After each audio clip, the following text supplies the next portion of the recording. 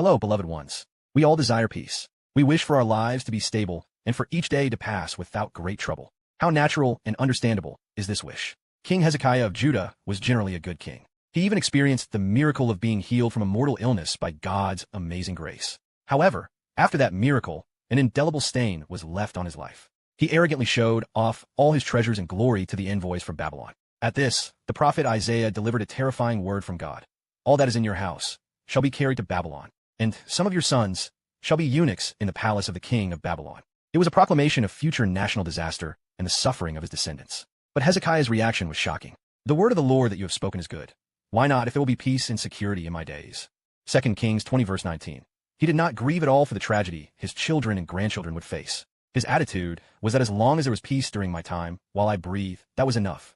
What terrifying self-centeredness this is. It is the act of buying present false peace at the cost of future generations' tears. Can we easily criticize Hezekiah? No. Honestly, we must reflect on whether this is a mirror of us today. Are we not ruining the earth for future generations through pollution and piling up debts they must repay to solve our current difficulties? Do we not consider it fortunate that we are saved, even while the next generation is left in a spiritually barren land without knowing God? The mindset of peace only in my days leaves the cruelest legacy to the next generation. How, then, can we overcome this dilemma of Hezekiah?